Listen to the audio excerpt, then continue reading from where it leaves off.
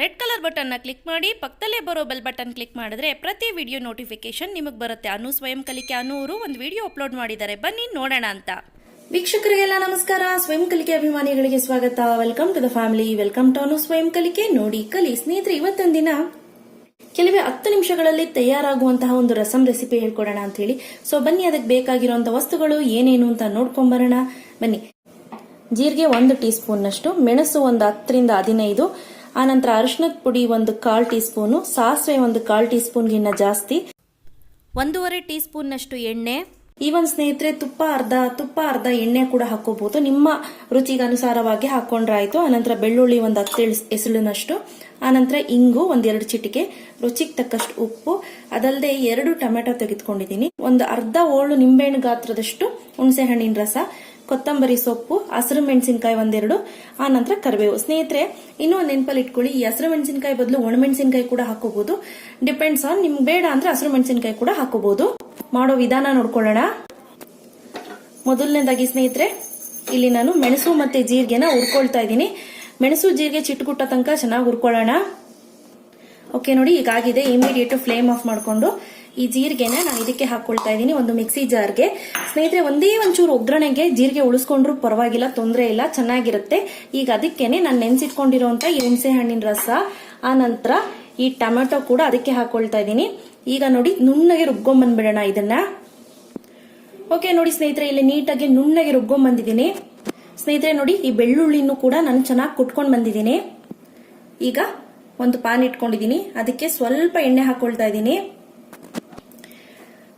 ಸ್ನೇಹಿತರೆ, ಹೋಟೆಲ್ಸ್ ಅಲ್ಲೆಲ್ಲ ಜಾಸ್ತಿ ಎಣ್ಣೆ ಹಾಕ್ತಾರೆ, ಬಟ್ ನೀವು ಎಣ್ಣೆ ಸ್ವಲ್ಪ ಕಡಿಮೆನೇ ಇರ್ಲಿ ಅಂತ ಅಂದ್ರೆ ಕಡಿಮೆ ಕೂಡ ಹಾಕೋಬಹುದು.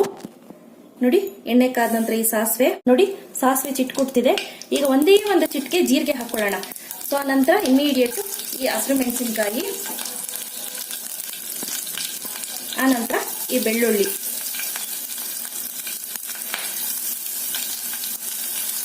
ಸ್ನೇಹಿತರೆ, ಈಗ ನಾನು ಏನ್ ಮಾಡ್ತೀನಿ ಅಂದ್ರೆ, ರುಬ್ಬಿಟ್ಕೊಂಡಿರೋ ಮಿಶ್ರಣ ಏನಿದೆ ಅದನ್ನ ಹಾಕೊಳ್ತಾ ಇದ್ದೀನಿ. ಈಗ ನೋಡಿ, ನಿಮ್ಗೆ ಎಷ್ಟು ಬೇಕು ಅಷ್ಟು ನೀರು ಹಾಕಿ ಹೆಚ್ಚಿಸ್ಕೋಬೇಕಾಗತ್ತೆ. ಅನಂತರ ಕರಿಬೇವು ಹಾಕೊಳ್ತಾ ಇದ್ದೀನಿ. ನಾನು ಈ ಟೈಮ್ ನಲ್ಲಿ ಏನಕ್ಕೆ ಕರಿಬೇವು ಹಾಕಿದ್ದು ಅಂದ್ರೆ, ನನ್ಗೆ ಆ ಫ್ಲೇವರ್ ತುಂಬಾ ಇಷ್ಟ ಆಗುತ್ತೆ. ಆನಂತರ ಅರಿಶಿನ ಎಲ್ಲವನ್ನು ಹಾಕಿ ಒಂದು ಒಳ್ಳೆ ಮಿಕ್ಸ್ ಕೊಡ್ತಾ ಇದನ್ನ ಕುದಿಸ್ಕೊಳ್ಳೋಣ. ಸ್ನೇಹಿತರೆ, ಖಾರ ಸಾಲುತ್ತಾ ಮೇಡಮ್ ಅಂತ ನಿಮ್ಗೆ ಏನಾದ್ರು ಅನ್ಸಿದ್ರೆ, ನಿಮಗೆ ಬೇಕು ಇನ್ನೂ ಸ್ವಲ್ಪ ಖಾರ ಬೇಕು ಅಂತ ಅಂದ್ರೆ ಇನ್ನೂ ಒಂದು 2 ರಿಂದ 3 ಹಸಿರು ಮೆಣಸಿನಕಾಯಿ ಹಾಕೋಬಹುದು. ಇಲ್ಲ ಮೇಡಮ್ ನಂಗೆ ಸಾಕು ಅಂತ ಅಂದ್ರೆ ಹೀಗೆ ಬಿಡ್ಬೋದು, ಇಲ್ಲ ಮೆಣಸಿನ ಪುಡಿನಾದ್ರೂ ಹಾಕೋಬಹುದು, ಯಾವುದೇ ರೀತಿ ತೊಂದರೆ ಇಲ್ಲ. ಈಗ ಇದು ಚೆನ್ನಾಗಿ ಕುದಿ ಬರ್ಲಿ, ಅಷ್ಟರಲ್ಲಿ ನಿಮ್ಮ ರುಚಿಗೆ ಅನುಗುಣವಾಗಿ ಉಪ್ಪನ್ನು ಕೂಡ ಹಾಕೊಳ್ತಾ ಇದ್ದೀನಿ. ಈಗಿದು ಒಂದೇ ಒಂದು ರೌಂಡ್ ಕುದಿ ಬರೋ ತನಕ ವೇಟ್ ಮಾಡಬೇಕು. ನೆನಪಲ್ಲಿರ್ಲಿ ಸ್ನೇಹಿತರೆ, ಆ ಕಡೆ ಈ ಕಡೆ ಹೋಗ್ಬೇಡಿ ಇದನ್ನ ಇಟ್ಬಿಟ್ಟು, ಯಾಕಂದ್ರೆ ಉಪ್ಪು ಬಂದು ಚೆಲ್ಲೋಯ್ತು ಅಂದ್ರೆ ರಸಂ ಟೇಸ್ಟ್ ಹೋಯ್ತು ಅಂತಾನೆ ಅರ್ಥ. ಓಕೆ ಸ್ನೇಹಿತರೆ, ಕುದಿ ಬರ್ತಿದೆ, ನೀವು ನೋಡ್ತಿರ್ಬೋದು. ಈಗ ಟೇಸ್ಟ್ ನೋಡ್ಕೊಳ್ಳೋಣ. ಸೊ ನೋಡಿ,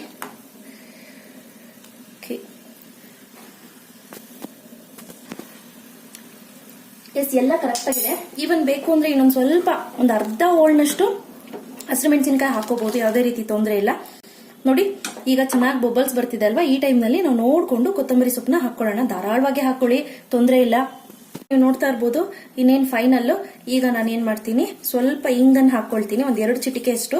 ಸೊ ನೀವು ನೋಡ್ತಿರ್ಬೋದು, ಇದರಲ್ಲಿ ಇರುವಂತಹ ಜೀರಿಗೆನೆ ಆಗಿರ್ಬೋದು, ಮೆಣಸೆ ಆಗಿರಬಹುದು, ಆನಂತರ ಹಿಂಗೆ ಆಗಿರ್ಬೋದು, ಎಲ್ಲ ನಮ್ಮ ಡೈಜೆಷನ್ ಪವರ್ ನ ಇಂಪ್ರೂವ್ ಮಾಡ್ಲಿಕ್ಕೆ ಸಹಾಯ ಮಾಡುವಂತದ್ದೇ. ಯಾವ್ದು ಇಂಥದ್ದು ಅನಾರೋಗ್ಯಕ್ಕೆ ಕಾರಣವಾದಂತದ್ದು ಅಂತ ಯಾವ್ದು ಇಲ್ಲ, ಎಲ್ಲಾನು ಒಳ್ಳೇದೆ. ಸೊ ಈಗ ನೋಡಿ, ಇಮಿಡಿಯೇಟ್ ಉಕ್ಕು ಬರ್ತಿದೆ. ಈಗ ಇಮಿಡಿಯೇಟ್ ಫ್ಲೇಮ್ ಆಫ್ ಮಾಡ್ಕೊಳ್ತಾ ಇದ್ದೀನಿ. ಈಗ ಸರ್ವ್ ಮಾಡ್ಕೊಳ್ಳೋಣ. ನೋಡಿದ್ರಿ ಅಲ್ವಾ, ಯಾವ ರೀತಿ ತುಂಬಾ ಸಿಂಪಲ್ ಆಗಿ ಮಾಡಿದಂತಹ ಮೆಣಸು, ಜೀರಿಗೆ ಮತ್ತು ಬೆಳ್ಳುಳ್ಳಿಯನ್ನ ಉಪಯೋಗಿಸಿಕೊಂಡು ಮಾಡಿದಂತಹ ರಸಂ. ಇವತ್ತು ನಾನು ಕೊಟ್ಟಂತ ಮಾಹಿತಿ ನಿಮ್ಗೆಲ್ಲರಿಗೂ ಇಷ್ಟ ಆಗಿದ್ರೆ ಲೈಕ್ ಬಟನ್ ಹಿಟ್ ಮಾಡಿ, ಇನ್ನೂ ಇಷ್ಟ ಆಗಿದ್ರೆ ಶೇರ್ ಮಾಡಿ. ಗೊತ್ತಲ್ವಾ ನನ್ನ ಚಾನೆಲ್ ಹೆಸರು ಅನುಸ್ವಯಂಕಲಿಕೆ, ನೋಡಿ ಕಲಿ. ಮತ್ತಷ್ಟು ಈಸಿ ಹಾಗೂ ಇಂಟ್ರೆಸ್ಟಿಂಗ್ ರೆಸಿಪಿಯೊಂದಿಗೆ ಮುಂದಿನ ಸಂಚಿಕೆಯಲ್ಲಿ ಭೇಟಿ ಆಗ್ತೀನಿ. ಟಿಲ್ ದೆನ್ ಟೇಕ್ ಕೇರ್, ಬಾಯ್.